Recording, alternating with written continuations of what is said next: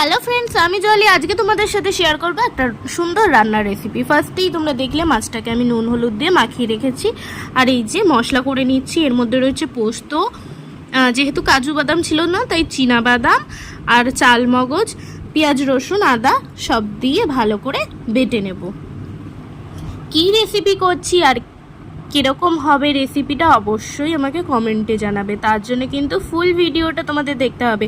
তোমরা দেখতেই পাচ্ছ এখানে টমেটো, পেঁয়াজ, যেহেতু আমার কাজু বাদাম ছিল না তাই আগেই বললাম চীনা বাদাম দিয়েছি, সব দিয়ে ভালো করে মিক্সিতে করে নিলাম, বেটে নিলাম। দেন এই যে টক দই ভালো করে ফেটিয়ে নিচ্ছি জল দিয়ে, সামান্য জল দিয়ে টক দইটাকে কিন্তু খুব সুন্দর করে ফেটিয়ে নিতে হবে।